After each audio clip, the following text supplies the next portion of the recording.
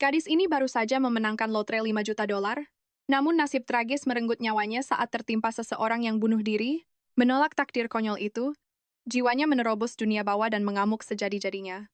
Ia menarik lidah penjaga neraka hingga 2 meter, tangisannya begitu dahsyat sampai istana Raja Neraka nyaris runtuh berkeping-keping.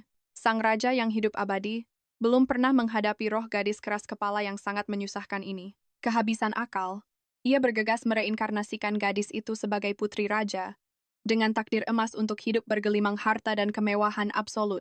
Gadis itu bersorak kegirangan dan bertanya, apakah aku akan punya ayah, ibu, dan saudara? Apakah mereka semua akan menyayangiku?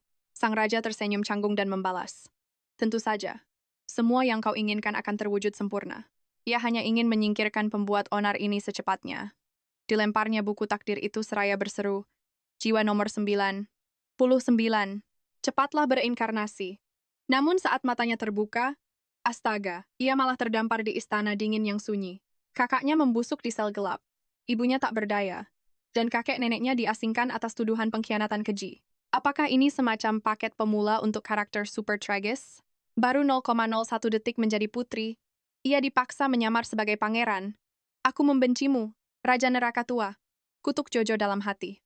Mana keluarga penyayang yang dijanjikan? Mana kemewahan itu? Jiwa Jojo hancur, menjerit histeris dalam keheningan. Hangkurkan saja semuanya. Dunia kecilku yang bahagia telah sirna. 5 tahun berlalu, dan hidup Guju sungguh penuh penderitaan. Tak hanya kekurangan makanan dan pakaian, ia bahkan belum pernah menatap wajah ayah kandungnya sendiri. Niatnya hanya bertahan hidup. Namun ia tak sengaja menyinggung Putri Anyong yang arogan, hanya karena Juju menolak berlutut. Nama Putri Anyong terasa tak asing. Sesaat kemudian, Juju menyadari bahwa ia terjebak dalam novel Mahaharani 1000 tahun, dan Putri Anyong Fungki, inilah yang menjadi sang tokoh utama. Ayah tak bergunanya tak punya putri. Jadi ia membesarkan Fungkai Wei, kerabat keraton, bak anak sendiri dan menunangkannya dengan putra mahkota. Sang putra mahkota tergila-gila padanya. Dan saat dua kerajaan barat runtuh 10 tahun kemudian, Fans Highway melangkah mulus menaiki tahta sebagai permaisuri agung. Kerajaan Selatan, menyatukan dunia bersama kaisarnya, sungguh protagonis wanita sejati. Sementara Guju, anak yang tak diakui, ditakdirkan mati dipukuli ayahnya hari ini. Dasar karakter figuran yang tragis. Jojo menolak tunduk pada takdir menyedihkan ini. Melihat Guju terdiam, amarah Fung's Highway meledak dan ia mengangkat tangan, berniat mencakar wajah pangeran kecil itu. Jojo menangkis serangan itu secara refleks dan berteriak, apa yang kau lakukan? Menjauh dariku. Fung's Highway, yang terbiasa dimanja, langsung memainkan trik air mata palsunya sebagai korban. Sambil menangis ia mengadu, Paman Kaisar, Boka itu mencuri barangku dan mencoba melukaiku. Sungguh taktik antagonis berkedok korban yang klasik. Saat Guju membeku kebingungan, Kaisar Tiran itu telah melangkah maju dengan aura membunuh yang mengerikan. Tanpa bertanya, ia memerintahkan pengawal untuk menyeret dan mengeksekusi Guju. Lalu berbalik menenangkan Fungai si pembohong. Wewi sayang, jangan menangis. Wajah manismu jadi basah seperti anak kucing kecil. Funggiwei mengusap air matanya ke jubah Kaisar. Sementara tatapan mematikan sang ayah Tiran hampir membuat Guju mengompol ketakutan. Apakah Tiran ini benar-benar akan membunuhku tanpa bertanya? Dia itu ayah kandungku sendiri. Katanya harimau sebuas apapun takkan memangsa anaknya. Tiba-tiba, ekspresi Kaisar Tiran berubah kelam. Ia mendengar suara Boka itu bergema, padahal bibirnya terkatup rapat. Mungkinkah ia bisa membaca pikiran? Rasa penasarannya memuncak. Dari istana mana Boka ini? Kasim menunduk. Yang mulia, dia putra selir istana dingin, pangeran ke-18. Kaisar, yang selalu mengistimewakan anak perempuan daripada laki-laki, bahkan tak berkedip sedikit pun. Ia menitahkan pengawalnya menyeret Bokah itu hingga tewas. Jojo merasa ini sangat tak adil. Fans Highway hanyalah pembohong besar. Aku tak mencuri barangnya. Dia yang ingin mencakarku karena iri melihat wajah imutku ini. Ayah tiranku sungguh bodoh. Pantas saja kerajaan barat akan hancur 10 tahun lagi. Nasib negara ini benar-benar di ujung tanduk. Mendengar isi hati itu, pertahanan kaisar runtuh. Tunggu, aku punya pertanyaan untuknya. Juju terpaku keheranan. Apa yang terjadi? Apakah ayah tak bergunaku tiba-tiba sadar? Apakah kematianku ditunda? Ia lalu menatap Fang Qiwei, menanyakan barangnya. Gadis kecil licik itu diam-diam membuang gelang emasnya ke semak-semak dan berteriak, barangnya ada di sana. Dia baru saja melemparnya ke sana. Jojo menatap sandiwara itu dan tersenyum sinis dalam hati. Bodoh macam apa yang melempar barang curian di belakangnya? Kecerdasannya memalukan. Tiran buta dan kejam ini pasti gampang ditipu. Jangan bicara sembarangan. Aku bisa mendengarmu. Raung Kaisar dalam benaknya. Dengan wajah memerah karena amarah yang meledak, Kaisar memaksa Funggai jujur. Wajah bulat anak itu mendadak pucat pasi dicekam teror absolut. Gadis itu bersimpuh, memohon ampunan. Namun sang tiran enggan peduli.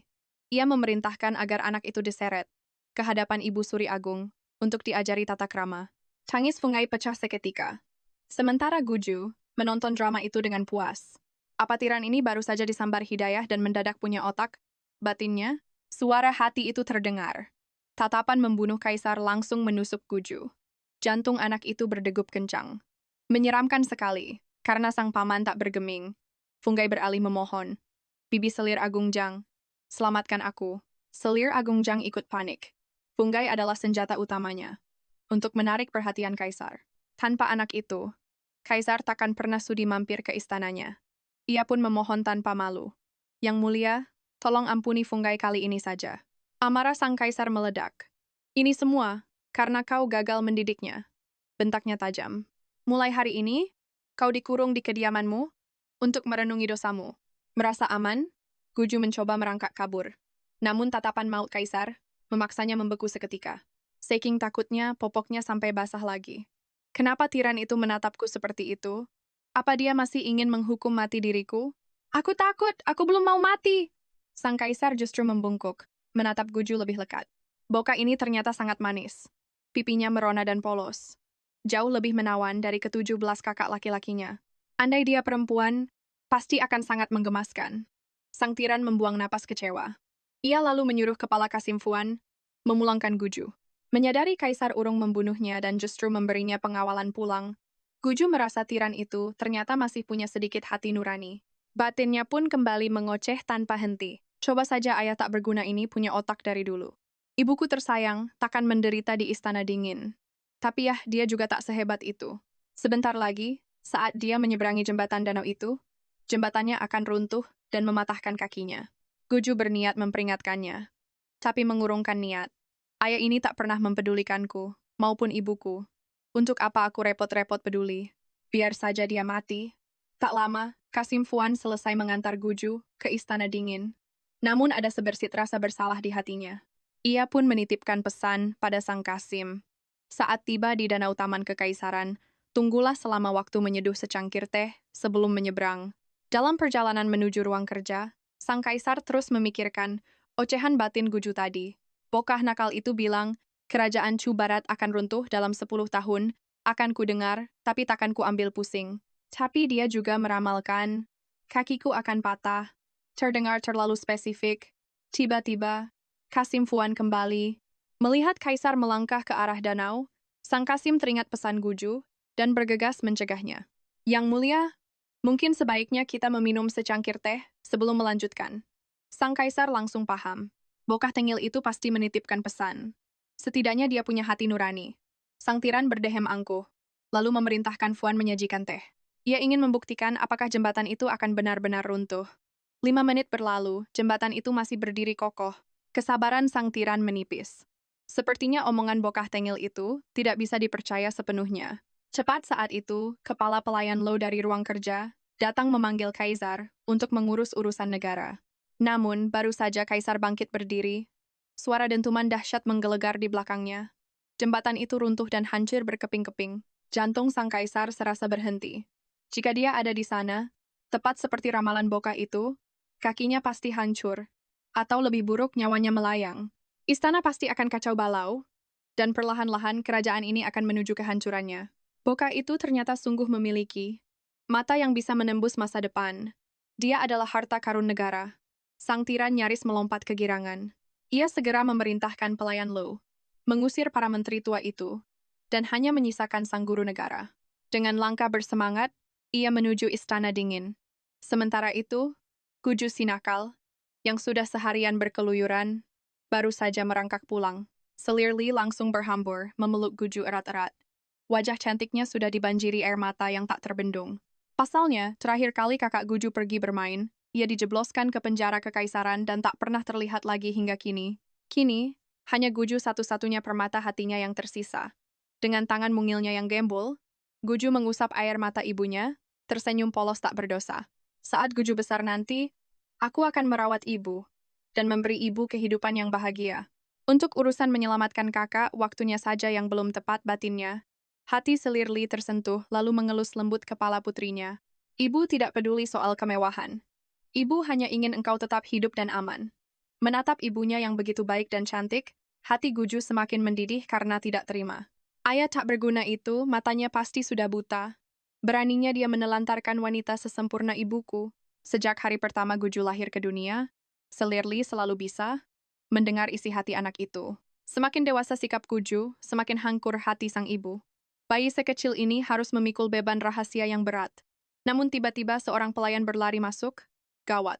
Sesuatu yang buruk terjadi. Kaisar telah tiba. Selirli seketika memukat ngeri, seolah sedang menyambut kedatangan malaikat maut. 5 tahun terkurung di istana dingin tanpa satupun kunjungan dari kaisar. Firasat buruk langsung menyelimuti hatinya. Pasti ada sesuatu yang sangat janggal sedang terjadi. Insting pertamanya adalah segera menyembunyikan Guju. Namun sang putri kecil malah tersenyum menenangkan ibunya. Tenanglah ibu. Mungkin ayahanda datang untuk membebaskan kita dari tempat mengerikan ini. Selirli menghela napas pasrah. Itu mungkin hanya harapan kosong belaka. Namun tiba-tiba, kaisar tiran itu melangkah masuk dengan aura yang sangat mengintimidasi. Begitu kakinya melangkah masuk, sang kaisar langsung tertegun melihat betapa hancurnya kondisi istana dingin. Ia bergumam pelan pada dirinya sendiri. Tempat ini sungguh tak layak dihuni manusia. Selirli buru-buru menyembunyikan Guju, lalu bersujud dengan tubuh gemetar hebat. Hamba yang hina ini memberi hormat. Panjang umur kaisar. Sang kaisar justru membalas dengan senyuman hangat padanya. Berbeda dengan para wanita istana yang berpakaian sangat mencolok, kesederhanaan pakaiannya justru memancarkan daya tarik unik yang begitu memikat. Kaisar langsung mengambil inisiatif dan menggenggam lembut tangan Selirli. Abaikan semua formalitas itu. Silakan duduk. Waktu minum teh pun berlalu. Kaisar tidak mengucapkan sepatah kata pun, namun pikirannya terus berkecamuk hebat. Guju sudah menyelamatkan nyawaku. Dia sangat pantas mendapatkan hadiah besar.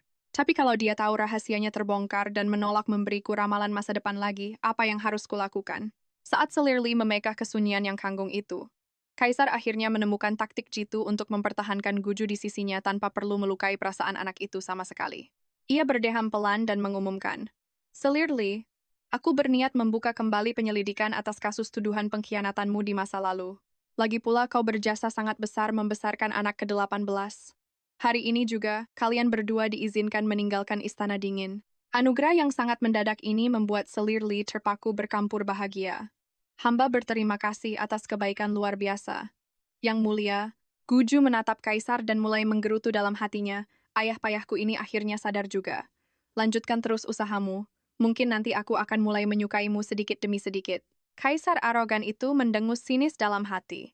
Ia gengsi mengakui kepeduliannya pada Guju.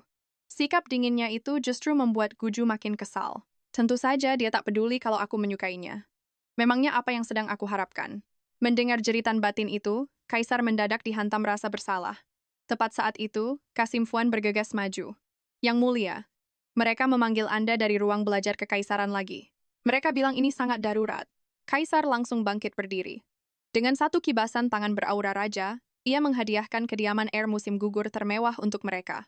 Ia bahkan memerintahkan Kasim Fuan untuk turun tangan langsung mengawal kepindahan agung tersebut. Mata Guju berbinar cerdik, seolah sedang merencanakan sesuatu di kepalanya. Ayah payahku ini pasti mau membahas perang garis depan. Di pertempuran berikutnya, kerajaan Syubarat bukan cuma akan hancur lebur, tapi mereka juga akan kehilangan nyawa 30.000 prajurit elit. Kehancuran total sudah menanti. Mereka akan dipaksa menyerahkan wilayah penting dan membayar pampasan perang. Ini akan menjadi bencana absolut.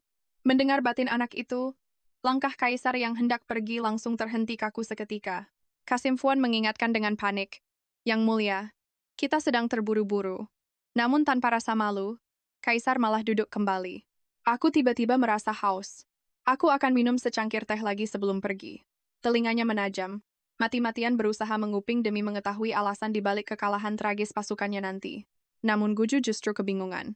Apakah ada yang salah dengan ayah payahku ini? Kenapa dia menatapku dengan ekspresi aneh dan menyebalkan seperti itu lagi? Ibu, aku sangat mengantuk. Aku cuma mau tidur sekarang. Sang kaisar kembali melongo dibuatnya. Ayahmu sedang menghadapi krisis kehancuran negara. Kepalaku rasanya mau meledak karena cemas. Dan kau bocah nakal malah santai mau tidur. Namun kaisar pantang menyerah. Bahkan setelah Guju jatuh terlelap, ia tetap setia menjaga di sisinya, menatap putrinya dengan tatapan tajam. Demi mendengar isi pikiran Guju, Kaisar melakukan hal gila dengan tidak membiarkannya tidur tenang. Hei bokah nakal, cepat bangun untukku sekarang juga. Sang ibu yang patah hati nekat mempertaruhkan nyawanya. Yang mulia, walau Anda sangat membenci Guju, Anda tidak boleh menyiksanya seperti ini. Kaisar memberikan senyuman canggung namun sopan. Dan dengan keras kepala berkilah bahwa ia hanya ingin tidur di sebelah Guju. Semua orang di ruangan itu memberinya tatapan tidak percaya. Namun Kaisar dengan patuh menggendong Guju yang mengiler dan segera mengusir semua orang keluar. Cepat ketika Guju sudah tertidur lelap, Kaisar mulai melancarkan aksi rahasianya memancing informasi dari sang anak. Guju, Cubarat kita akan segera kalah perang, apa yang harus kita lakukan? Bocah itu pun kembali menggerutu dalam hati. Itu karena mata-mata licik dari Kerajaan Selatan berhasil membocorkan rencana rahasia militer kita. Selir Wei memalsukan kehamilannya agar bisa terus menyusup ke ruang kerja ayahku dan mencuri intelijen militer. Itulah yang menyebabkan kekalahan fatal ini. Coba saja ayah memberinya informasi palsu untuk dicuri. Cubarat pasti bisa membalikkan keadaan dan meraih kemenangan besar membantai Kerajaan Selatan tanpa ampun. Ayahnya merasakan pukulan gemas dari tinju mungil Guju. Ia sangat terharu hingga meneteskan air mata. Kebaikan apa yang pernah kulakukan sampai dianugerahi anak sejenius ini? Suasana hati Kaisar sedang luar biasa bagus. Ia tak kuasa menahan diri untuk mendaratkan ciuman keras di pipi mungil Guju, sebelum pergi dengan tawa kemenangan. Dengan perginya lalat pengganggu itu, Guju akhirnya bisa kembali tidur dengan tenang. Keesokan harinya, Kasim Fuan datang sesuai perintah untuk membantu kepindahan Selir Li dan Guju. Selir Li lalu memohon agar pengasuh Gui diizinkan ikut bersama menuju kediaman musim gugur. Karena kini Selir Li adalah kesayangan sang kaisar, Fuan tentu saja langsung menyanggupi segala permintaannya. Yang paling bahagia tentu saja Guju. Selama 5 tahun membusuk di istana dingin selain ibunya, hanya bibi Gui pelita hatinya. Mereka bertiga bergandengan tangan, melangkah keluar dari istana dingin menuju lembaran takdir baru. Meninggalkan para pelayan yang menatap dengan tatapan penuh dengki. 7 hari kemudian, sang kaisar menerima kabar kemenangan gemilang dari medan perang. Ia bernapas lega karena telah mempercayai Guju. Setelah bertahun-tahun melawan Kerajaan Selatan, inilah kemenangan mutlak pertama mereka. Kabar baik pun terus mengalir deras. Kerajaan Selatan bahkan mengirim utusan untuk memohon perdamaian. Keagungan yang mulia sungguh tiada tara. Belum usai para jenderal menyanjungnya, Kaisar sudah tak sabar melesat menuju kediaman musim gugur, namun langkahnya dijegal oleh guru spiritual negara yang membawa kabar genting. Sang Kaisar pun terpaksa mendengarkan. Sang guru menatapnya lekat dan berucap, "Hamba akan segera mati." Kaisar tersentak kaget. "Omong kosong macam apa ini? Cari kembali ukapan sialmu." Namun sang guru hanya ingin memberikan petua terakhirnya pada sang penguasa. Rasi bintang menunjukkan bahwa kerajaan barat akan dilanda kehancuran 10 tahun lagi. Tapi, masih ada secercah harapan. Penyelamat itu adalah pangeran ke-18. Apapun yang terjadi, Yang Mulia harus selalu melindunginya dengan nyawa. Sang kaisar mengukir kata-kata itu di hatinya. Aku akan mengingatnya selamanya. Ia terdiam sejenak sebelum menanyakan satu keraguan terakhirnya. Benarkah suratan takdirku tak akan pernah memiliki putri? Sang guru tak menjawab. Hanya berbisik, rahasia langit tak boleh dibocorkan. Tepat setelah itu, tubuhnya ambruk tak bernyawa. Esoknya, kabar duka itu mengguncang istana. Kaisar bertanya-tanya apakah ini ajal alami atau kutukan karena membocorkan rahasia surga. Dengan pikiran berkecamuk, ia melangkah menuju kediaman musim gugur untuk menemui Selir Li dan putri kecilnya. Yang Mulia Kaisar tiba. Selir Li dan Guju segera menunduk memberi hormat dengan anggun. Guju mendongak, menatap wajah ayahnya yang muram. Bukankah kita baru menang perang? Kenapa ayah kelihatan begitu menderita? Apa ada petaka lain? Oh benar juga, guru spiritual mati. Mendengar suara batin itu, mata sang kaisar langsung berbinar. Ia mencengkeram bahu mungil Guju dengan erat. Kematian sang guru sungguh terlalu mendadak. Apa sebenarnya penyebabnya? Guju menggerutu dalam hati, ya jelas karena ajalnya sudah tiba. Mendengar itu, kaisar bersorak kegirangan. Saking senangnya, ia menghujani Guju dengan 99 ciuman hingga gadis itu membeku. Ya ampun, aku dicium pria tua. Aku sudah tidak suci. Serangan ciuman mendadak ini membuat jiwa Guju seakan melayang. Kaisar menatap putrinya dengan tatapan yang dipenuhi rasa bersalah sesaat. Namun kemudian masa bodoh. Ia kembali mendekap Guju dan mendaratkan 99 ciuman lagi yang membuatnya makin pusing. Selir Li justru menganggap wajah linglung Guju sangat menggemaskan. Dan tanpa ragu ikut bergabung dalam pesta ciuman itu. Wajah Guju terasa kebas total. Dunia di mana hanya ia yang menderita akhirnya tercipta. Cara pikir orang tuaku sungguh absurd. Mereka menciumku sesuka hati. Namun di lubuk hatinya terdalam, sekecup kebahagiaan hangat perlahan mekar. Di kehidupan masa lalunya, ia hanyalah yatim piatu yang kesepian. Kini, ia akhirnya merasakan cinta kasih orang tua yang sejati. Mendengar rahasia masa lalu Guju, hati Kaisar dan Selir Li terasa hancur berkeping-keping. Mereka bertiga berpelukan erat, bertekad mencurahkan seluruh cinta di dunia. Atas jasa besarnya, Kaisar menghujani Guju dengan harta karun berlimpah. Tapi Guju hanya ingin memakai gaun-gaun cantik.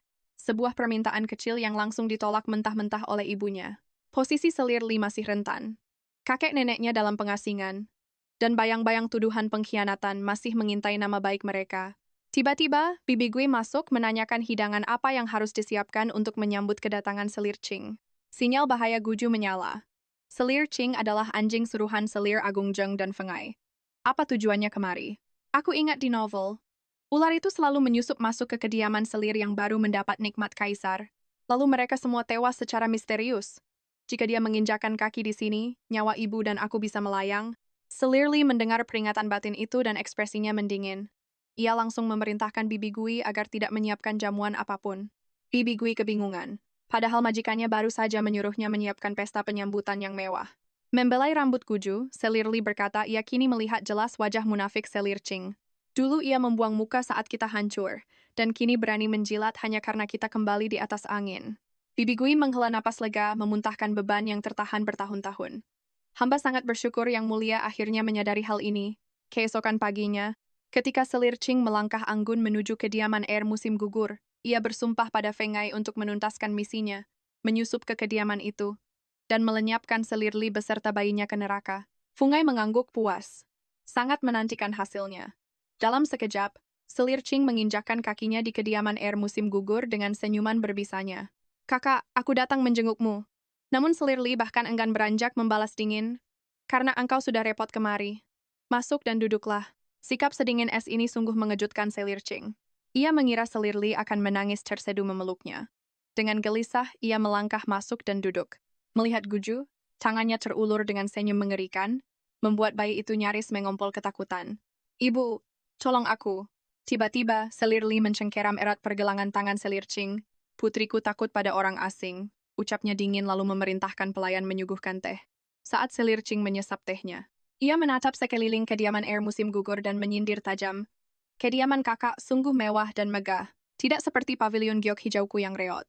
Selir Li tetap tenang dan menyuruhnya meminta perbaikan pada Departemen Urusan Istana. Selir Qing langsung memasang wajah memelas sebagai korban. Ia menangis. Anjing-anjing di departemen itu hanya melayani Selir kesayangan. Mereka takkan sudi membantuku. Selir Li tak tertipu. Ia dengan santai menunjuk lengan bajunya. Kain brokat ini kualitas kelas atas. Benarkah mereka mengabaikanmu? Skakmat, Selir Qing kembali terdiam 1000 bahasa. Akhirnya, ia beralasan rindu setengah mati dan ingin tinggal bersamanya. Namun Selir Li tanpa ampun menguliti niat busuknya hingga tak tersisa. Selir Qing panik, melontarkan alasan canggung, dan bersiap melarikan diri dari sana. Ia berharap ditahan, namun Selir Li justru langsung mengusirnya tanpa ragu sedikitpun. Selir Qing menggertakkan gigi menahan murka. Dengan kepergian rubah licik itu, badai berlalu dan Guju pun bersorak kegirangan. Pengasuh Gui melapor bahwa pangeran ke-10 dan ke-11 mondar-mandir di luar tak berani masuk. Selir Li dingin mengusir mereka. Guju kebingungan. Mengapa ibunya begitu membenci kedua kakak ini? Padahal mereka sangat menyayangi kakak ke-13. Saat kakak tertimpa musibah, mereka bertarung nyawa demi menyelamatkannya hingga mengorbankan nyawa mereka sendiri. Tapi ibu selalu membenci mereka, membuat mereka mati membawa rasa bersalah. Memikirkan nasib tragis itu, Guju menarik lengan ibunya, memohon pilu. Mendengar jeritan batin Guju, Selir Li terkesiap syok. Ia baru tahu pangeran ke-10 dan ke-11 begitu setia. Penderitaan di istana dingin telah mengajarkannya arti ketulusan. Dan ia pun mengangguk pelan. Saat kedua pangeran agung itu menatap Selir Li, mereka membungkuk hormat berjanji terus mencari cara menyelamatkan pangeran ke-13. Dari balik tubuh ibunya, Guju bisa merasakan kecemasan dan kegugupan mereka. Berniat langsung pergi usai memberi salam. Mereka terperangas syok saat Selir Li dengan lembut mengundang mereka duduk minum teh. Jantung mereka nyaris melompat keluar. Pasalnya, mereka sudah terbiasa menerima omelan pedas dari wanita itu. Menyadari ketakutan mereka, Selir Li menggenggam tangan keduanya dan meminta maaf tulus atas kesalahpahamannya selama ini. Pangeran ke-10 yang bijak langsung menyahut. Kami yang muda dan bodoh karena selalu membuat Anda murka. Itu takkan terulang lagi. Melihat ibu dan kedua kakaknya berdamai, Guju melangkah keluar dengan gaya angkuhnya. Namun detik matanya menatap mereka. Ia terkesiap kagum. Ia seketika jatuh pesona pada ketampanan kedua kakak laki-lakinya bak dewa. Hati kecil Guju bersorak kegirangan. Kedua pangeran itu terperangah menyadari mereka bisa mendengar suara batin Guju namun memilih membisu 1000 bahasa. Takut adiknya dianggap monster. Mereka bertekad melindunginya. Ikatan persaudaraan itu langsung terbentuk, keduanya berebut memeluk dan menciumi pipi tembam Guju yang menggemaskan. Di tengah tawa bahagia itu, sang kaisar tiran muncul di saat terburuk, menghancurkan atmosfer hangat yang baru tercipta. Sang tiran bahkan merebut kasar Guju dari pelukan pangeran ke-10. Pangeran ke-10, wajahmu pucat pasi. Siapa yang mengusikmu? Aku akan membalasnya. Guju membatin kesal. Ayah tiran yang salah paham. Kau sendiri yang menghancurkan suasana. Yang membuatku kesal itu justru ayahanda. Pangeran ke-10 meratap dalam hati, mencoba melawan api dengan siasatnya.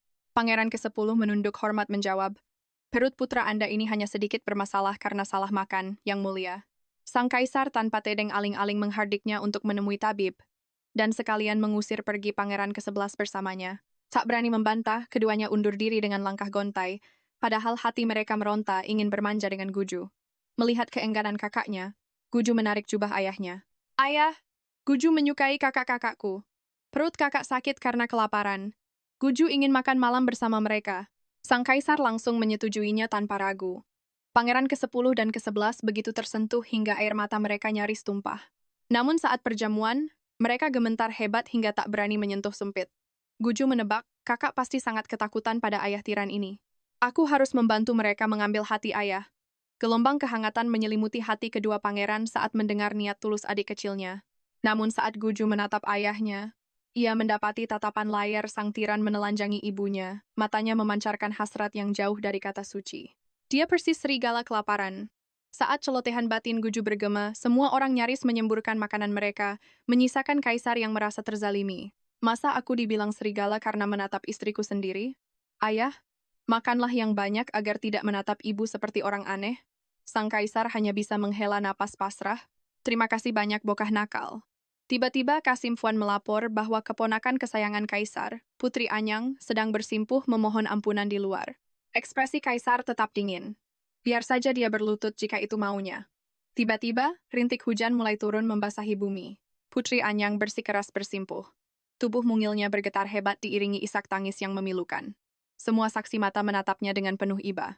Mendengar putri kesayangan mereka berlutut begitu lama di istana, Adipati Duan beserta istrinya bergegas datang, memohon agar sang putri segera berdiri. Namun tubuh Fung Kaiwei seolah terpaku di tanah, mengancam takkan bangkit sebelum paman kaisarnya memberikan pengampunan mutlak. Setiap ucapannya syarat akan arogansi dan ancaman. Diam-diam gemetar ketakutan akan kehilangan takhta dan kekayaannya. Seorang Kasim tergopoh-gopoh melapor kepada kaisar.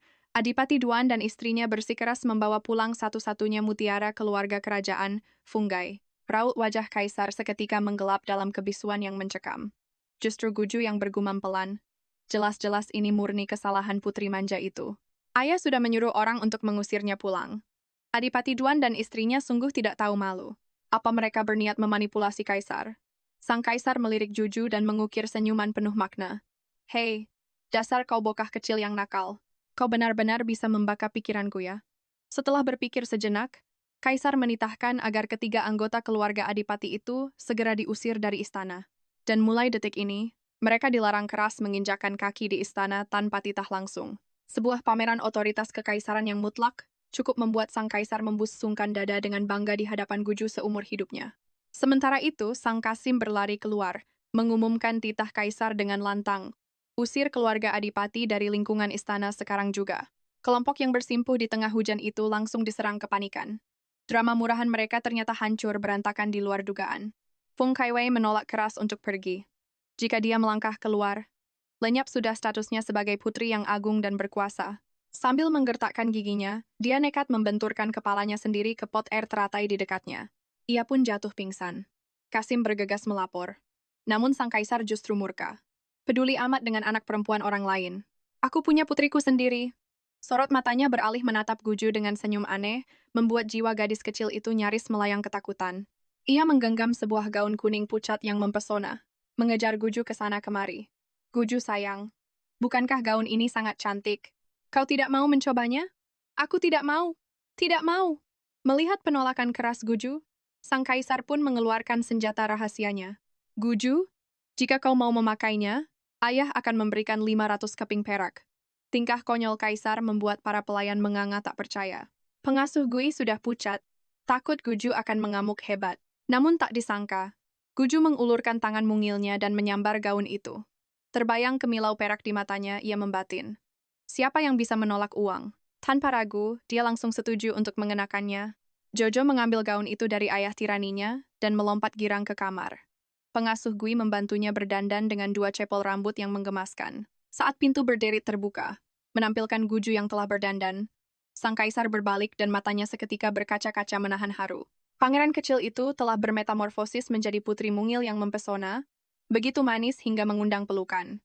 Dan tentu saja, kaisar tidak menahan diri. Ia langsung mendekap erat tubuh mungil itu, mencium pipinya dengan gemas, dan bersumpah akan membelikan lautan gaun yang jauh lebih indah. Asalkan Guju bersedia, sebutkan saja hargamu. Aku tidak punya syarat apapun, ucapnya pelan.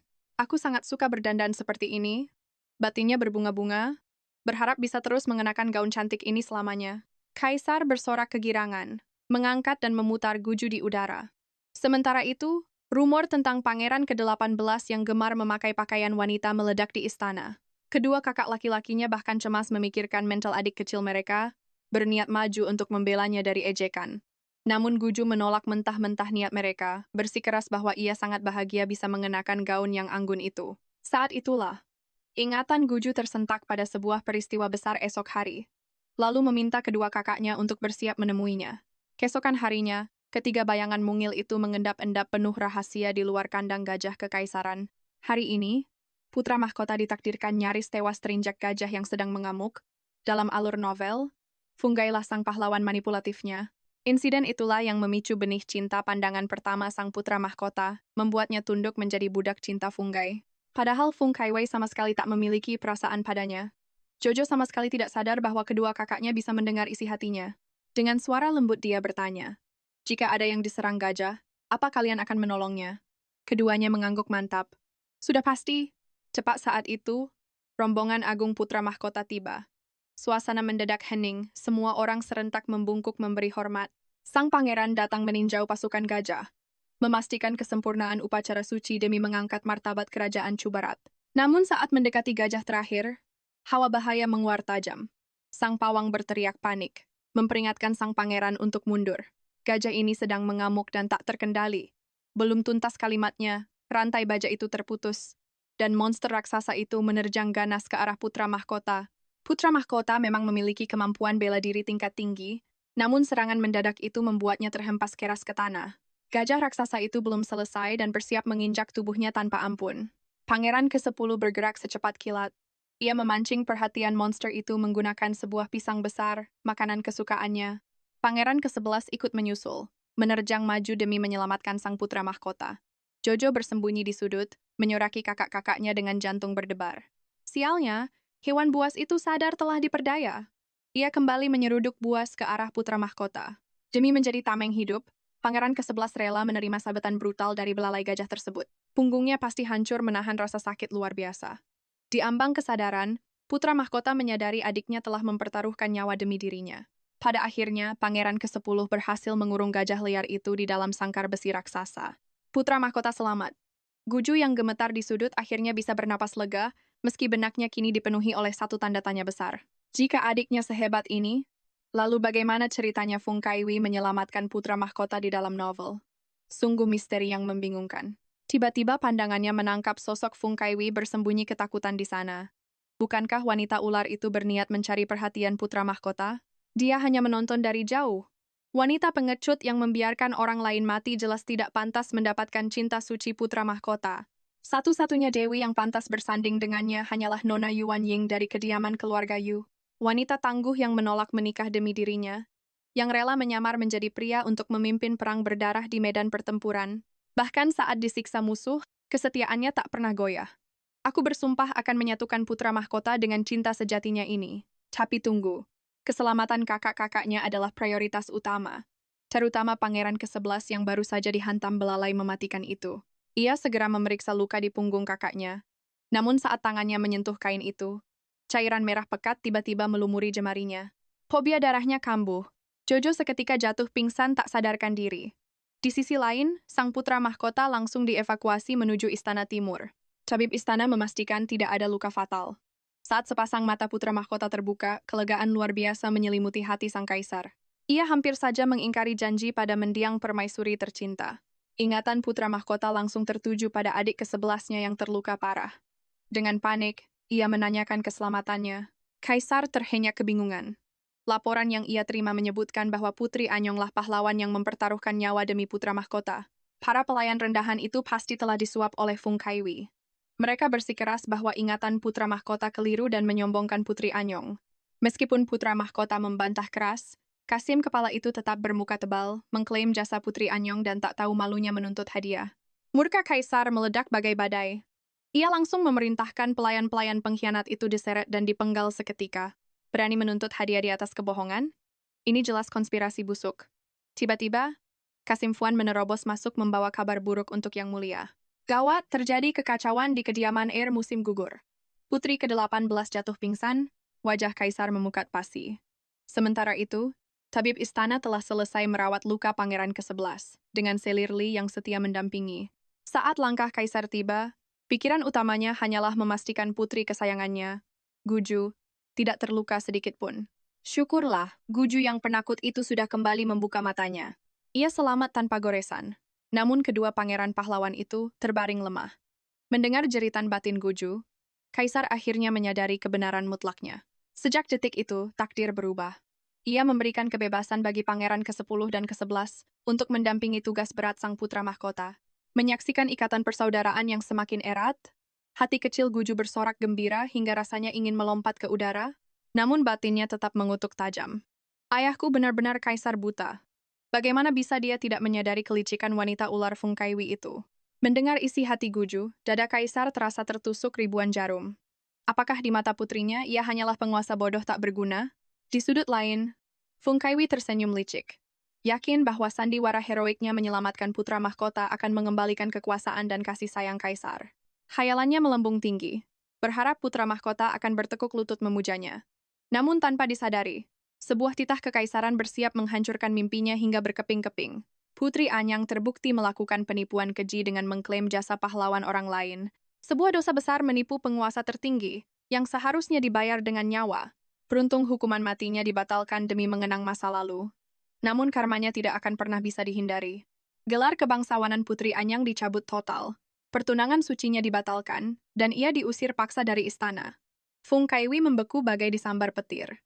Langkah tegak putra mahkota mengarah ke kediaman Air musim gugur, berniat memberikan penghormatan tulus pada ketiga adik penyelamat nyawanya.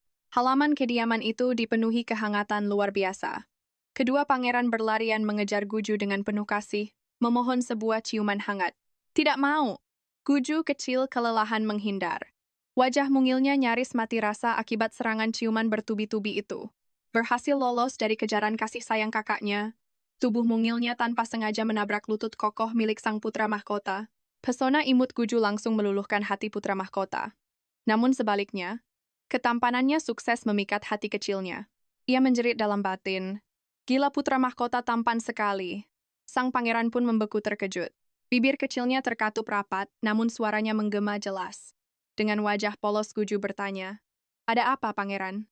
Sadar ia mendengar isi hati Guju, putra mahkota menenangkan diri. Ia merapalkan mantra batin. Semua ini pasti masuk akal. Penampilan Guju bergaun sungguh menggemaskan. Pertahanan putra mahkota runtuh. Ia sangat ingin memeluknya. Adik ke-18, peluk kakak. Tidak mau. Pangeran sedang terluka. Hening sejenak. Lagi pula, aku bukan adik laki-laki. Aku adik perempuanmu. Astaga. Kepolosan yang mematikan. Putra mahkota panik, buru-buru membungkam mulut kecil Guju. Ini pasti ulah ayahanda. Memaksa adikku memakai gaun. Sampai dia kebingungan dengan jati dirinya sendiri. Sang pangeran mati-matian mencuci otaknya. Adik ke-18, ingatlah kau adalah pemuda jantan yang membanggakan. Guju mencebik kesal.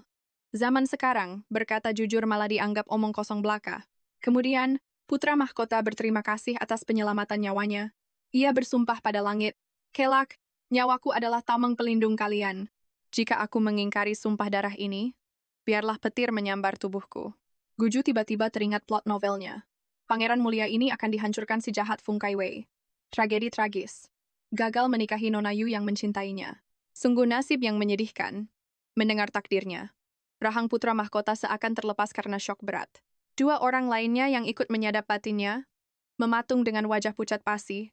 Siang harinya, sang kaisar mendatangi kediaman Air musim gugur. Alasan makan siang, padahal cuma ingin menatap wajah imut Guju, ia mengabarkan pada Selir Li. Besok, Ibu Suri Agung, Permaisuri dan Selir Shu kembali. Guju membeku seketika. Selir Shu kesayangan ayahanda, wanita ular yang memfitnah ibunda dengan tuduhan makar, sang antagonis utama akhirnya tiba. Akankah ayahanda menghukum penyihir itu? Mata bundar nan indah milik Guju menatap tajam sang ayahanda. Tertusuk rasa bersalah. Sang kaisar buru-buru mengalihkan topik. "Guju kesayanganku, masakannya kurang lezat ya." Mengingat nama ibu dan kakaknya masih tercoreng fitnah, hati kecilnya teriris. Babi kecap di depannya pun kehilangan pesona. Melihat permata hatinya hampir menangis, kaisar panik. Ia langsung menawarkan kencan menangkap kupu-kupu di taman kekaisaran. Mendengar tawaran itu, kesedihan Guju sirna. Ia nyaris melompat kegirangan. Kaisar mengelus puncak kepalanya penuh kasih. Bagaimanapun, dia baru 5 tahun, batinnya lembut. Ayah dan anak itu pun tiba di taman surga. Guju berlari riang dikejar sang ayahanda. Lukisan keluarga yang begitu hangat. Sayangnya, kedamaian itu hancur dalam 1 detik. Di sudut taman kelam, 2 pelayan rendahan bergosip lancang. Mereka berbisik jika Ibu Suri Agung kembali, beliau pasti membuang Selir Li dan Pangeran ke-18 kembali ke neraka istana dingin. Apalagi dengan kembalinya Selir Shu, Kaisar pasti membuang mereka. Suasana hati Guju hancur lebur seketika. Gadis kecil itu berbalik, pergi tanpa menoleh sedikit pun, meninggalkan sang kaisar yang mematung bak orang bodoh. Buah hati yang susah payah ia hibur, kini mencampakkannya begitu saja tanpa belas kasihan. Murka kaisar meledak. 2 pelayan bermulut kotor itu diseret. Lidah mereka dipotong untuk pakan anjing, lalu tubuh mereka diremukkan hingga tewas. Pagi menyingsing. Kaisar memimpin seisi istana, memberikan sambutan agung atas kembalinya Ibu Suri Agung. Gara-gara racun gosip kemarin, jantung Guju berdegup kencang. Ketakutan membayangi, akankah sang nenek kekaisaran membenci dirinya dan ibundanya?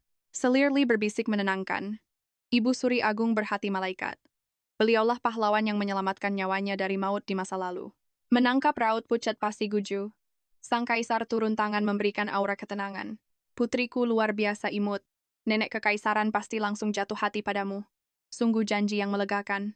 Wajah Guju berseri memancarkan kegembiraan.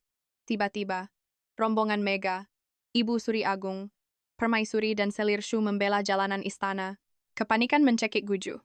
Aura Ibu Suri Agung begitu gelap, memancarkan ketidaksukaan yang menusuk tulang. "Sepertinya terjadi banyak kekacauan selama aku meninggalkan istana ini." Mendengar nada dingin itu, Kaisar maju mendekati ibundanya. Tak lupa memamerkan Guju yang menggemaskan. "Akulah dalang yang memakaikan gaun ini. Hukumlah aku jika ibu murka." Selir Li dan Guju sungguh suci tanpa dosa. Mata tajam Ibu Suri Agung menusuk ke arah Guju. Nyali Guju menciut, popoknya nyaris basah. Nenek kekaisaran ini menyeramkan sekali. "Tolong aku." Tiba-tiba, alis Ibu Suri Agung bertaut tajam. "Benarkah wajahku semengerikan itu?" Detik berikutnya, gigi palsunya nyaris meloncat keluar. Ia tersentak, menyadari suara itu berasal dari batin Guju. Ia meredam keterkejutannya, memaksakan seulas senyum kaku. Tak ada niat menghukum siapapun. Ia hanya sangat berhasrat mendekap malaikat kecil itu. Ibu Suri Agung tersenyum lembut, merendahkan tubuhnya, dan merentangkan tangan untuk memeluk Guju kecil yang menggemaskan. Guju pun membalasnya malu-malu. Pesona imut Guju seketika meluluhkan hati sang Ibu Suri Agung. Sekali tatap, ia langsung mengenali aura jelita sang putri kecil. Hatinya berbunga-bunga menggendong Guju. Tanpa ragu ia langsung menghadiahkan 2 gelang emas raksasa. Mata si kecil gila harta itu langsung berbinar. Ia mendeklarasikan bahwa nenek kerajaannya adalah manusia favoritnya di dunia. Terakhir kali wajahnya secerah ini adalah saat sang kaisar memberinya 500 keping perak murni. Posisi kaisar resmi tergusur. Guju baru ingin memanggil ayahandanya, namun langkahnya terhenti melihat Selir Shu yang licik sudah menempel manja. Namun, aura sang kaisar tetap sedingin es abadi. Ia membalas datar, "Perjamuan keluarga sudah siap, Selir Shu. Kau bergabunglah bersama kami." Ia bergegas maju demi merebut putrinya kembali. Merasa mendapat perlindungan mutlak dari sang nenek, Guju dengan berani menjulurkan lidahnya mengejek sang ayahanda. Sepanjang perjamuan, Ibu Suri Agung memeluk Guju tanpa niat melepaskan, menyuapinya berbagai hidangan surgawi dengan tangannya sendiri. Sang kaisar menahan cemburu buta hingga nyaris meledak, hanya bisa bergumam sesekali. Ibunda, apakah lenganmu tidak pegal terus menggendong Guju? Mendengar itu, Ibu Suri Agung memutar bola matanya tajam. Kaisar, kau sudah bertanya 10.086 kali malam ini. Di saat Kaisar meratapi nasibnya, selir Shu kembali beraksi. Ia bersulang sambil menyandarkan tubuhnya dengan manja, kata-katanya penuh kode agar Kaisar memilihnya malam ini. Melihat pemandangan menjijikkan itu, Guju menggerutu, dasar antagonis kejam, aku membencinya. Ayahku takkan sudi mendatangi kediamannya. Kapan dia akan membersihkan nama ibuku? Selir Shu lah dalang di balik fitnah keji itu. Mendengar jeritan batin Guju, sang Kaisar tertegun. Mungkin ini saat yang tepat untuk membongkar kebusukan selir Shu terhadap selir Li. Demi mencegah kecurigaan, sang kaisar merampas cawan arak selir Shu dan menenggaknya langsung. Namun insting licik selir Shu menangkap kejanggalan. Ia tak memaksa, melainkan mengundang kaisar menikmati sup pereda mabuk di kediamannya nanti. Tiba di istananya, selir Shu gembira berganti pakaian sutra tipis, menanti kedatangan sang penguasa dengan dada berdebar. Namun sungguh di luar dugaan, seorang pelayan berlari panik melaporkan bahwa kaisar justru menuju kediaman air musim gugur dengan lautan hadiah. Amarah selir Shu seketika meledak. Selir Li sialan, ilmu pelet apa yang ia pakai untuk merayu kaisar? Aku tak sudi menerima penghinaan ini. Kehilangan kasih sayang tepat di hari pertama ia kembali. Dan pelakunya adalah musuh bebuyutannya, Selir Li. Prang! Selir Shu membanting cangkir tehnya. Memangnya siapa Selir Li itu? Giginya gemeretak menahan murka, menyesali kegagalannya membunuh wanita itu. Sang kaisar yang ingin membuktikan kecurigaannya, diam-diam mendatangi istana selir Shu. Di depan pintu, telinganya menangkap suara pecahan barang dan cacian kasar yang tak bisa dipercaya. Kaisar mengepalkan tangannya kuat-kuat, menekan hawa membunuhnya. Terus mendengarkan bagaimana selir Shu membongkar kejahatannya sendiri. Kini kebenarannya terungkap. Kaisar memberi isyarat mematikan pada Fuan untuk mendobrak pintu itu. Saat pintu terbuka, tampaklah selir Shu yang masih kerasukan setan memaki-maki nama selir Li tanpa henti. Pelayan yang bersimpuh pucat pasi melihat kaisar, mencoba memberi kode putus asa. Sayangnya, selir Shu yang buta amarah malah membentaknya. Gadis sialan, berani kau berkedip? Aku bukan kaisar. Kau tak bisa merayuku. Pelayan itu berbisik gemetar. Yang mulia ada di sini. Kaisar berdiri tegak di belakang selir Shu. Wajahnya segelap malam memancarkan aura mencekik. Selir Shu seketika pucat pasi karena panik. Ia ambruk berlutut sambil tergagap hebat. Hamba. Hamba memberi salam kepada Yang Mulia. Yang Mulia? Sejak kapan Anda tiba? Jantungnya berdegup kencang dihantui teror, mati-matian menebak apakah sang kaisar mendengar pengakuannya tadi. Sang kaisar membisu menatapnya jijik. Saat selir Shu mencoba bangkit, kaisar langsung menendang bahunya, bersumpah ia tak pernah memukul wanita. Namun karena wanita di depannya terlalu menjijikkan, ia terpaksa membuat sebuah pengecualian. Selir Shu meledak dalam tangisan palsu, memainkan kartu wanita lemah. Berdalih ucapan kejamnya murni karena cemburu dan cinta yang mendalam. Namun kaisar tak termakan drama itu. Ia menghempaskannya dan menitahkan. Gelar selir Shu dicabut. Kirim pendosa ini ke istana dingin. Segala tuduhan pengkhianatan terhadap selir Li hanyalah omong kosong belaka. Hari ini juga, namanya dibersihkan, dan ia dinyatakan tak bersalah. Mengenai pangeran ke-13, ia harus menunggu waktu yang tepat untuk membebaskannya demi menghindari tuntutan panjang dari para menteri. Sementara itu, saat selir Li dan Guju bersiap tidur, gelombang hadiah kekaisaran mendadak membanjiri kediaman mereka layaknya air bah. Keduanya tercekat kaget. Selir Li kebingungan, badai apa yang merasuki pikiran kaisar hingga mendadak menganugerahkan harta sebanyak ini. Namun bagi Guju si gila harta, matanya langsung berbinar 1000 watt melihat lautan emas itu. Setelah Kasim Agung membawakan semua hadiah, sang kaisar akhirnya menampakkan diri. Ia menatap Selir Li dengan penuh penyesalan dan berkata, Selir Li, kau telah banyak menderita selama ini. Aku mendengar sendiri, Selir Shu mengakui, bahwa dialah dalang yang telah memfitnahmu. Seharusnya aku bisa menyelidikinya lebih dalam waktu itu, dan tidak bersikap gegabah membuangmu ke istana dingin. Bukan hanya memulihkan nama baik Guju dan ibunya, sang kaisar agung bahkan datang untuk meminta maaf secara langsung. Melihat kaisar tiran itu menunduk pada seorang wanita membuat Guju sungguh curiga. Apa ayah payahku ini tiba-tiba jatuh cinta pada ibuku?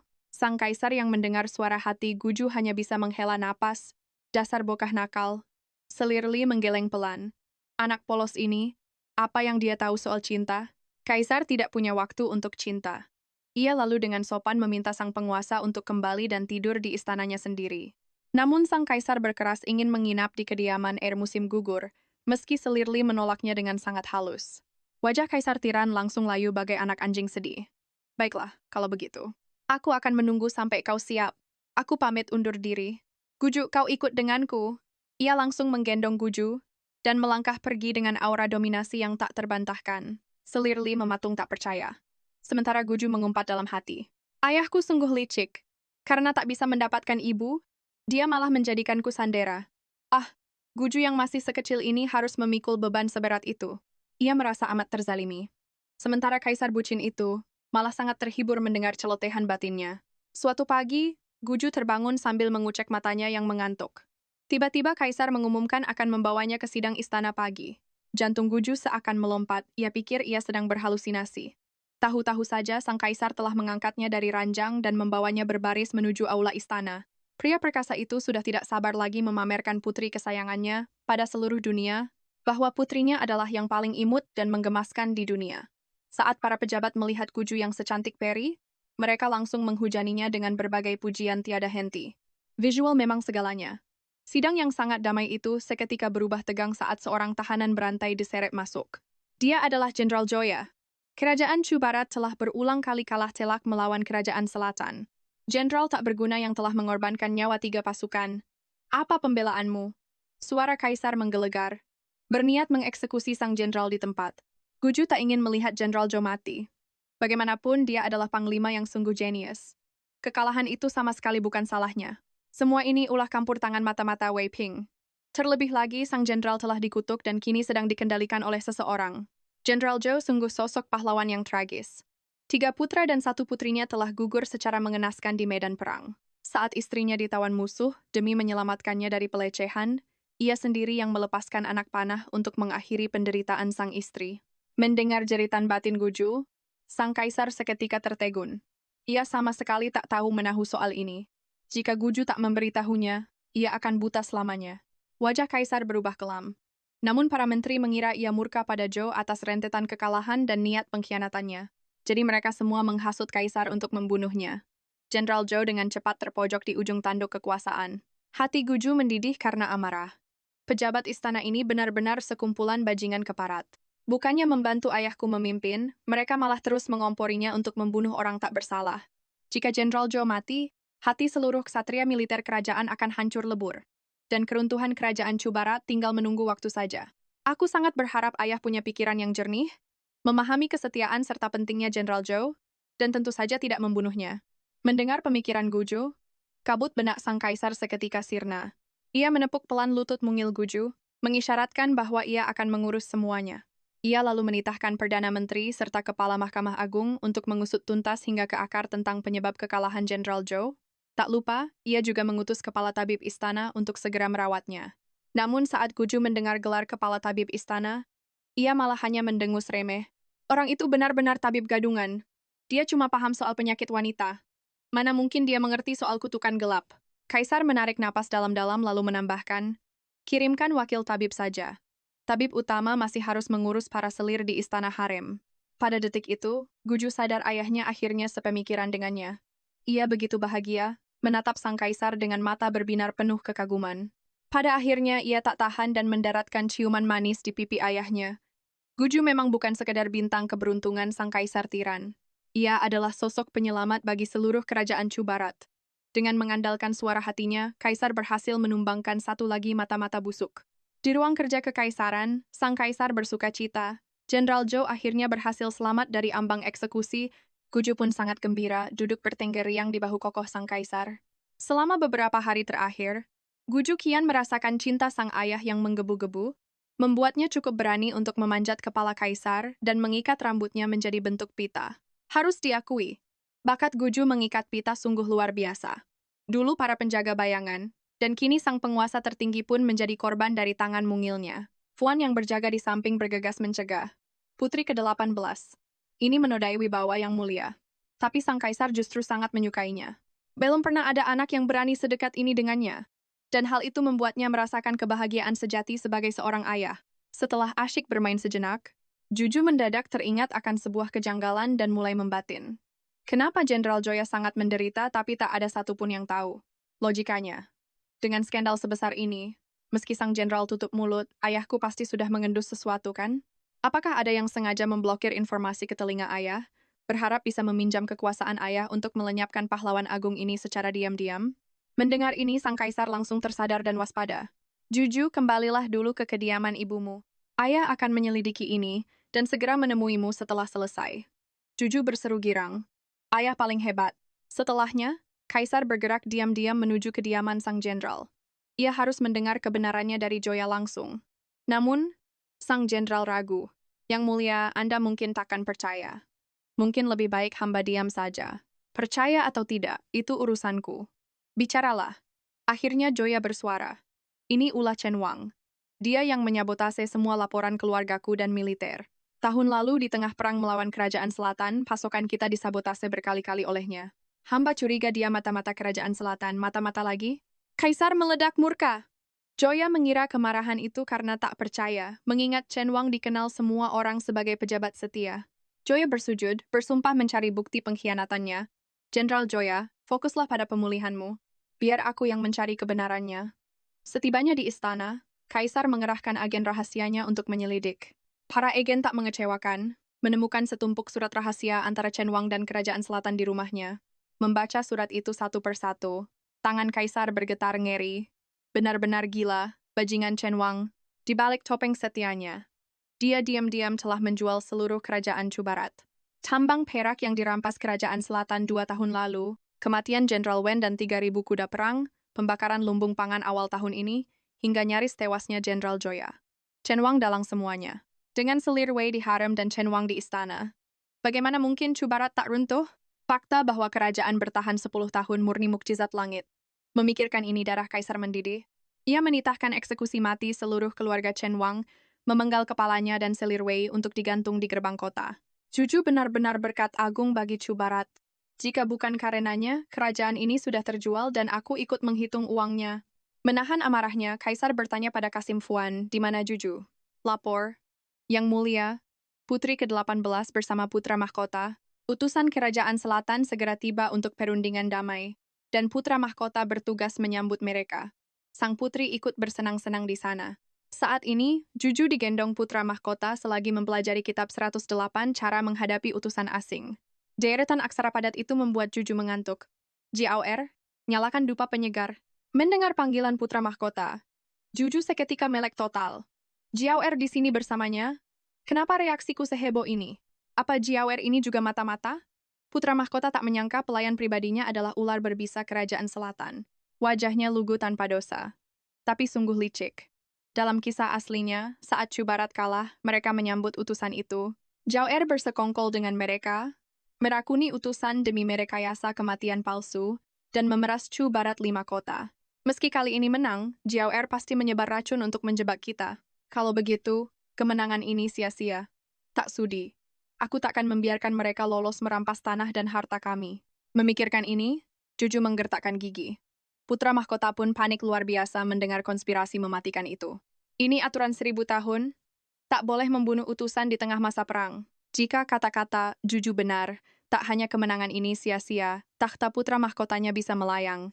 Khawatir dupanya dirakun, ia menyuruhnya pergi. Tapi ia harus menahan diri agar ular itu tak curiga. Demi menghentikan skenario Kerajaan Selatan, putra mahkota memutar otak keras hingga menelurkan ide gila. Meminum racun itu sendiri. Kecerdasannya sungguh mengelus dada. Membayangkan mati konyol tanpa penawar, tanpa mengukir satupun prestasi, tanpa menikah dan punya keturunan, dan gagal menemui Nona Yuju yang didamba, memenuhi batinnya dengan penyesalan. Seketika, pikiran Juju memberikan solusi yang jauh lebih brilian. Jika kita diam-diam merampas penawar dari utusan itu, kita bongkar kebusukannya. Chu Barat bisa membalik keadaan, memeras mereka menyerahkan lebih banyak tanah dan emas. Juju tersenyum puas akan kecerdasannya. Sementara putra mahkota nyaris menangis darah meratapi betapa tumpul otaknya sendiri. Adik Juju sangat pintar. Dia penyelamatku. Dipenuhi syukur, putra mahkota mendaratkan ciuman bertubi-tubi di pipi Juju. Wajah Joju menjadi kaku. Ada apa dengan putra mahkota? Pipi malangku jadi korban cubitan lagi. Khawatir putra mahkota gagal mengatasi taktik racun utusan itu, Guju mulai merancang rencananya sendiri. Meski dulunya yatim piatu, ia telah menguasai seni pengobatan tradisional dari direktur panti asuhannya. Jika penawar racun itu tak ditemukan, ia akan meracik penawar mutlak untuk sang kakak. Saat ia sibuk meracik herba langka di halaman, sang kaisar tiba-tiba muncul dengan wajah cemas. Apa ada yang sakit? Selir Li tersenyum lembut. Menjawab tak ada yang sakit. Guju kecil hanya sedang ingin bermain. Sang kaisar langsung bertitah. Perintahkan tabib istana. Berikan semua herba yang putriku inginkan. Kesukaannya adalah prioritas mutlak. Ia lalu menghampiri Guju dengan penuh kasih. Juju butuh bantuan ayahanda? Tentu. Guju mengangkat alat tumbuknya. Ini terlalu berat. Ayahanda saja yang lakukan. Tanpa ragu penguasa tertinggi itu menggulung lengan bajunya. Kasim Fuan panik mencegahnya. Yang mulia, tubuh agung Anda. Biarkan hamba tua ini saja. Namun terlambat. Kaisar telah menumbuk herba dengan kecepatan luar biasa. Guju bersorak takjub. Wah, ayahanda sungguh hebat. Berkat kerjasama luar biasa ayah dan anak ini, penawar mutlak akhirnya tercipta. Guju melompat kegirangan. Menggenggam pil dewa di tangannya, tekadnya membara. Aku, sang tuan putri, akan menghancurkan semua penjahat di dunia ini. Hancurkan mereka semua! Sang kaisar mengangkat tubuh mungilnya dengan lembut. Baiklah, putri kecilku. Sekarang waktunya makan. Ia membawanya ke meja makan yang megah. Tuan Putri, silakan duduk. Kalimat itu, entah kenapa terasa begitu familiar. Di kehidupan lalunya ia sering mendengar, Tuan Putri, silakan masuk. Tuan Putri minumlah. Tuan Putri, tidurlah. Namun tak ada yang benar-benar tulus padanya. Kini, seseorang akhirnya memperlakukannya, layaknya putri bangsawan sejati. Joju mendaratkan kecupan hangat, membuat sang kaisar tersenyum lebar seperti orang bodoh.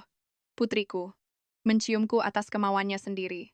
Antusiasmenya meledak, ia melayani putrinya bagai pelayan setia. Tuan Putri, silakan ambil sumpitnya. Tuan Putri, peganglah mangkuknya. Tuan Putri, buka mulutmu. Dan Guju pun tenggelam dalam lautan panggilan manis itu. Selir Li yang memandangi interaksi hangat ayah dan anak ini tak kuasa menahan senyum kebahagiaannya. Melihat keluarga harmonis yang begitu bersinar ini, entah ular mana lagi di harem yang akan mati kepanasan. Hari ini utusan kerajaan selatan tiba, dan perjamuan agung digelar. Mengabaikan segala protes, sang kaisar tetap membawa Guju bersamanya. Pemimpin utusan kerajaan selatan melangkah maju, bersiap mengutarakan niat licik mereka sesungguhnya. Berdalih mencari kedamaian, mereka bersulang sebagai tanda hormat. Namun kaisar mengangkat cangkir tehnya dengan aura mendominasi. Aku memiliki putri berharga sekarang. Putriku benci bau alkohol, jadi teh ini akan menggantikan anggur. Langkah ini bukan sekadar ajang pamer kasih sayang seorang ayah, namun juga tamparan keras bagi harga diri kerajaan selatan. Namun di tengah ketegangan ini sebuah insiden fatal terjadi. Sang utusan mendadak tumbang. Bibirnya menghitam dengan darah pekat mengalir dari mulutnya. Tanda mutlak keracunan mematikan. Kepanikan meledak. Utusan selatan menuduh Cubarat meracuni pemimpin mereka, mengancam akan menyeret ini ke aliansi tertinggi. Sang kaisar terguncang dan menatap tajam putra mahkota. Apa yang sebenarnya sedang terjadi? Namun sang putra mahkota tersenyum tenang. Ayahanda tak perlu cemas, biarkan aku yang mengurus kekacauan ini. Mata tajam Joju menangkap sesuatu di genggaman kakaknya. Aura percaya diri itu. Ia pasti telah menyiapkan penawarnya dan siap menghancurkan sandiwara mereka. Sang kaisar seketika mengerti setelah mendengar batin Guju. Sementara anggota keluarga kerajaan lainnya yang baru pertama kali mendengar batin Guju, membeku dalam keterkejutan luar biasa, tatapan putra mahkota menajam ke arah para pembuat onar. Kami rakyat Cubarat sangat menjunjung tinggi sebuah kehormatan. Kami tak akan pernah sudi menggunakan racun. Jika kalian ingin mengemis keadilan pada aliansi tertinggi, lakukan saja. Tak lama perwakilan aliansi tertinggi pun tiba. Mata utusan selatan berbinar licik, mereka bersujud memelas. Tuan, berikan kami keadilan. Keluarga kerajaan Cubarat sungguh tak tahu malu. Mereka dengan keji meracuni tuan kami, pejabat utama aliansi tertinggi, Liu Jing, membenarkan adanya racun mematikan itu dan menatap tajam sang kaisar. Pelakunya pasti dari keluarga kerajaan Cubarat milikmu. Apa kalian punya pembelaan? Utusan selatan ikut memprovokasi, menuntut ganti rugi besar. Ganti rugi? Putra mahkota menyeringai dingin. Harga apa yang kalian inginkan? Dengan kesombongan yang meluap, mereka menuntut penghapusan wilayah serta pampasan perang. Bahkan memaksa sang kaisar meminta maaf di hadapan publik. Liu Jing menganggap ini solusi adil dan menekan kaisar untuk setuju. Sang kaisar tertawa meremehkan. Ia bangkit sambil menggendong Guju. Memaksaku menonton kalian merakuni diri sendiri, hanya untuk menjebak cubaratku. Semua ini hanya karena kalian kalah perang dan menolak membayar pampasan. Benar sekali. Benar. Guju dengan ceria bersorak mendukung ayah tiran kesayangannya. Para utusan kerajaan selatan seketika merinding ketakutan. Apa kalian punya buktinya? Tentu saja. Sang putra mahkota menunjukkan penawar racun yang digenggamnya erat. Aku menemukan penawar ini tepat di kediaman utusan kerajaan selatan. Namun utusan licik itu bersikeras menyangkal bahwa botol dan penawar tersebut bukanlah milik mereka. Sang putra mahkota sudah menduga mereka tidak akan mengakuinya, lalu memerintahkan tabib kekaisaran untuk segera memeriksanya. Tabib dengan pengalaman 80 tahun itu mengendusnya, dan langsung memastikan bahwa itu adalah penawar untuk racun mematikan bernama duri merah. Racun ini adalah rahasia mutlak milik keluarga kerajaan selatan. Tidak ada orang lain yang bisa meraciknya, apalagi membuat penawarnya. Tanpa ragu sedikit pun, putra mahkota langsung menyerahkan obat itu kepada Liu Jing dari pihak aliansi. Liu Jing meminumkannya langsung pada utusan yang keracunan. Keajaiban terjadi. Utusan itu langsung tersadar. Bahkan dalam hitungan kurang dari 1 detik, Liu Jing terbelalak tak percaya melihatnya. Astaga, ini benar-benar penawar racunnya. Ia menatap tajam dan bertanya tegas. Utusan selatan, apa kalian mengakui kejahatan memfitnah Cubarat? Para utusan pucat pasi tak bisa berkata-kata, lalu jatuh bersimpuh memohon ampunan. Akibat tindakan sangat tak tahu malu dari kerajaan selatan yang mencoba menjebak mereka, pampasan perang berupa tanah dan kekayaan kini resmi dilipat gandakan. Masalah selesai dengan sempurna. Guju dengan gemas memberikan acungan jempol untuk sang putra mahkota. Putra mahkota. Penyelesaian yang benar-benar sangat indah.